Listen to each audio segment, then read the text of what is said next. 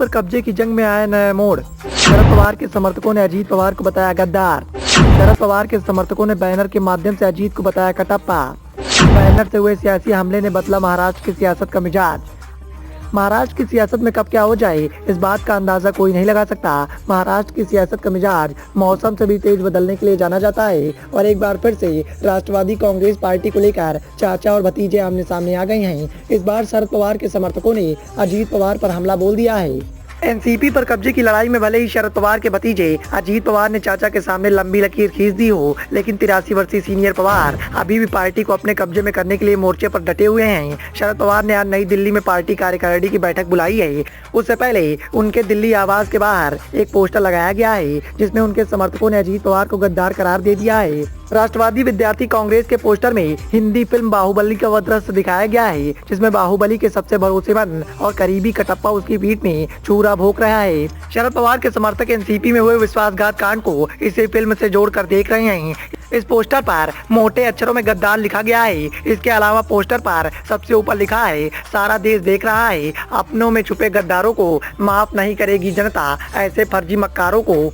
इससे पहले बुधवार को दोनों गुटों के बीच में मुंबई में शक्ति प्रदर्शन का इजहार किया गया। अजीत पवार की बैठक में जहां 32 विधायक पहुंचे, वहीं शरद पवार की बैठक में सिर्फ 14 विधायकों ने हिस्सा लिया। एनसीपी के महाराष्ट्र विधानसभा में कुल 53 विधायक हैं।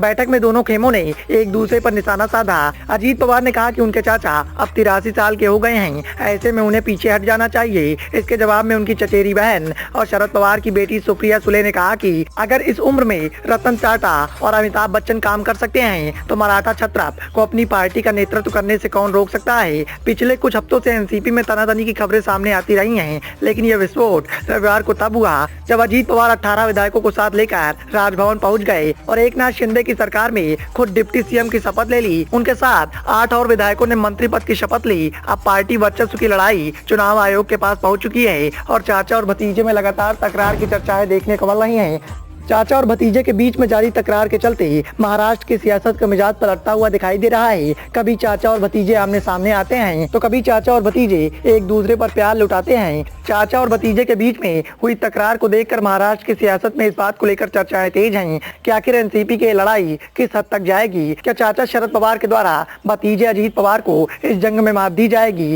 या फिर भतीजे के हाथों चाचा को हार का सामना करना पड़ेगा। Bureau report, the noise of India.